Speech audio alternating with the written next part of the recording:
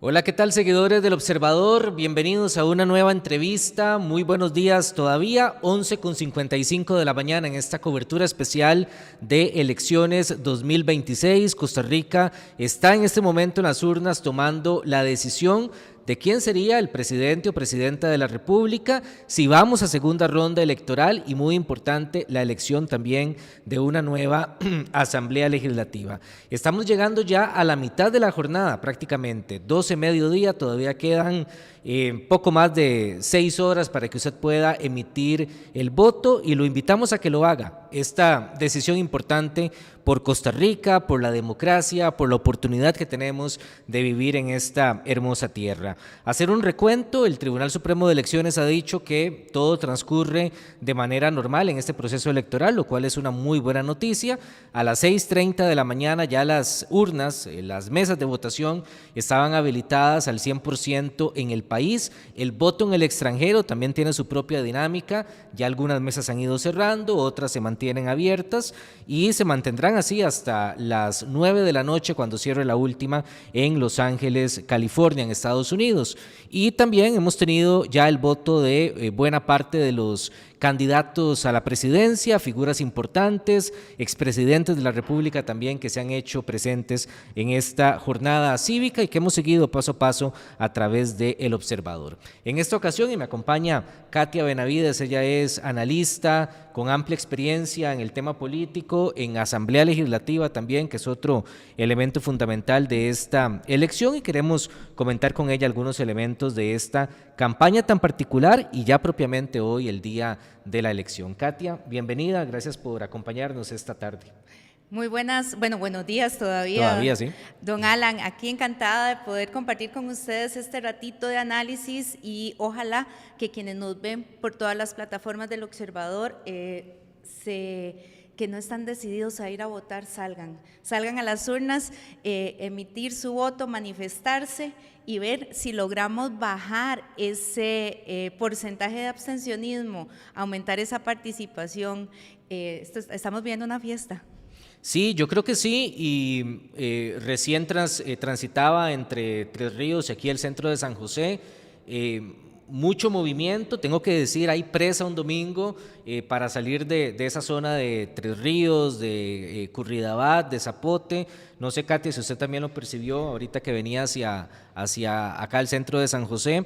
Se siente el movimiento de banderas y de todos los partidos, realmente. Es una fiesta lo que estamos viviendo en este momento. Bueno, yo vivo aquí en el puro centro de San José y no logré, o sea, por dicha más bien ha sido un día particular con relación a la cantidad de tránsito que hay, pero sí veo más banderas, sí hay un poquito más de efervescencia, costó que calentara.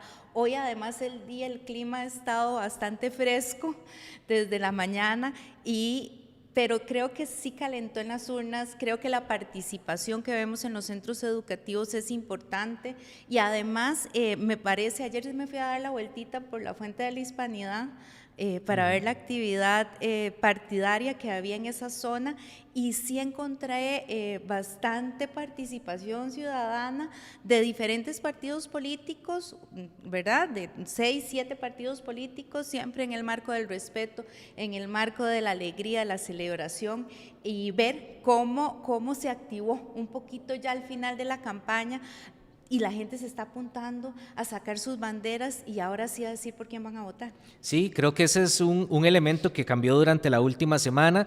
Tenemos reportes también de compañeros del Observador que en Escazú a esta hora hay mucho movimiento, tránsito pesado también en algunos puntos, principalmente aquellos que son cercanos a centros educativos donde se concentra mucho esa actividad. Y sí, con el clima estamos con un frente frío que nos está acompañando en esta votación, que lo digamos los que tuvimos que votar ahí por Cartago esta madrugada a las 6 de la mañana, con frío, con lluvia, pero con unas ganas inmensas de participar en este proceso electoral. Para entrar ya en materia, Katia, ese porcentaje, el año pasado, o la elección pasada, perdón, fue 40%. Costa Rica usualmente se ha mantenido en esa media de 34% de abstencionismo. Ese es el gran reto que tenemos como país y también los partidos, atraer a la gente a las urnas en esta jornada? Vamos a ver, yo creo que ese es el reto de los partidos políticos y de la sociedad de conectar con el electorado para lograr bajar el 40% de abstencionismo que tuvimos la vez anterior. En el siglo pasado, llamémoslo así, el porcentaje no llegaba al 20%. Era un 18, un 19%, no, siempre estuvo como en un 18%, y la elección 94-98 fue un 18.9%, pero en el 98 hay un salto abismal al 30%, cuando ya las estructuras partidarias empiezan a tener un desgaste y ya no están empezando a conectar con el electorado propiamente. Y curiosamente en el 98-2002 fue la última vez que un presidente y el segundo sacan más del 40% en una elección. En este caso fue el caso de don Miguel Ángel Rodríguez con casi un 47% y don José Miguel Corrales, que obtuvo casi un 45%. Esto es curioso porque ya después de ahí ya entramos a otra realidad nacional en el tema de elecciones, y aquí es donde nos damos cuenta de que sí, que efectivamente el abstencionismo estaba entre 30 y 34%.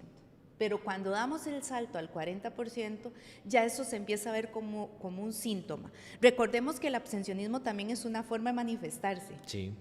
Y no digamos que son completamente apáticos. Puede incluso, ¿verdad? Yo creo que una de las razones por la que tuvimos el 40% la pasada elección es porque había tanta oferta electoral que más bien pensamos que iba a bajar, pero se diluyó esa oferta y entonces el elector quedó más bien confundido por quién quería votar. Ninguno conectó con sus intereses o con sus necesidades. Entonces, efectivamente aumenta, y ahora el reto, con 5 opciones menos, ¿verdad? Ahora no tenemos 25, sino tenemos 20. Vamos a ver, ese es el porcentaje que queremos ver y señalar en función de cuál va a ser ese resultado y esa participación que vamos a tener en las urnas. Sí, esa es la gran pregunta que, bueno, la tendremos ya más clara hoy a las 9 de la noche aproximadamente, cuando el Tribunal de Elecciones dé ese primer corte de resultados. Ahora, Katia, es importante esto que decías, la elección anterior, 25 candidatos, ahora 20 candidatos, partidos que van perdiendo su fuerza. ¿Por qué más bien esa sobreoferta electoral no motiva al ciudadano a votar, lo confunde? ¿Qué está pasando en esas campañas que no logran conectar con los ciudadanos? Creo que tiene que ver con eso, ¿verdad? Yo soy fiel defensora de los partidos políticos, creo que es nuestro primer eslabón de la democracia y así está en nuestra constitución política, y ahí es donde tenemos que entender que la educación ciudadana va acompañado de un currículum en nuestras aulas, ¿verdad? Y a los jóvenes, pero también incluso, vamos a ver, nuestros legisladores y legisladoras han tenido una mentalidad de obtener un porcentaje para que los partidos políticos destinen en capacitación. Pero nos hemos vuelto, y esto es un fenómeno que ocurre en toda América Latina, donde se desacredita el tema de los partidos políticos y nos volvemos más personalistas. Entonces ya el que nos llama la atención es la persona que habla más bonito o habla más como yo creo que habla bonito, ¿verdad? Que es más simpático, que tiene más presencia, y nos volvemos una elección más personalista. Incluso a veces dejamos de lado el tema programático, cuáles son esos temas de fondo, cuáles son esas propuestas que lamentablemente tenemos ahí un bash, ¿verdad? Y tenemos que entender que efectivamente a los partidos como tales les está costando como estructura conectar con la ciudadanía, y entonces es cuando ponemos personas que creemos que van a llamar la atención, que son más potables en la elección. Ese yo creo que es el gran tema que tenemos ahora con los partidos políticos, y creo que es el reto que en esta campaña se planteó cuando revisábamos el perfil de indecisos y veíamos que eran las mujeres y los jóvenes, Alan, yo te confieso que al principio de la elección yo estaba muy optimista de ver que el 20% de las candidaturas eran mujeres, y yo dije, van a conectar muchísimo más fácil con las mujeres porque son mujeres, pero las mujeres no votamos por el simple hecho de que la candidata sea mujer. Tenemos que tener temas de fondo. El tema de la seguridad para las mujeres es completamente distinto que para los hombres. Nosotros nos preocupamos, además de los hombres, de nuestros hijos, de nuestros tíos, de nuestros abuelos, y lamentablemente también tenemos un asunto de inseguridad en nuestros hogares. Nos preocupamos muchísimo más por la educación, muchísimo más por el tema de las redes de cuidado.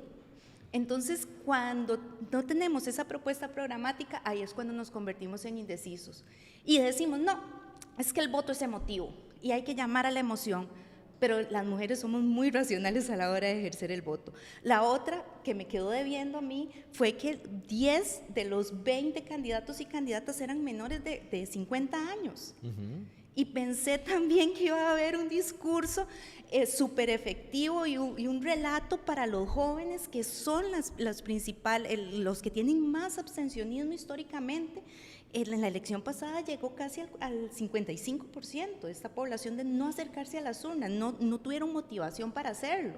Y yo dije, bueno, tenemos una media de 47 años, tenemos 10 candidatos y candidatas menores de 50 años, van a conectar más fácil con los jóvenes, y me quedaron debiendo esos dos relatos dentro de la campaña política. Entonces creo que ahí lo que podemos es extrapolar que efectivamente a los partidos les está costando llegar a comunicarse, a conectar con estas poblaciones. Sí, parece que en los últimos días alguna agrupación lo pudo haber logrado. Esos resultados hay que esperarlos en la noche, pero por lo menos hasta el miércoles, que es la última fotografía que tenemos del CIEP, eran esas poblaciones las que más dudas tenían en este proceso electoral. Aquí estamos en una transmisión en vivo, así que le voy a pedir a Katia un momentito para que se quede con nosotros. Ya vamos a abordar otros temas, tenemos lo de las encuestas. Ahora sí, ¿cuál es esa última opción que tienen los candidatos en estas últimas horas para conectar con ese público? Eso lo vamos a ir comentando un poquito más adelante. Con Katia nos vamos a mantener acá en el set,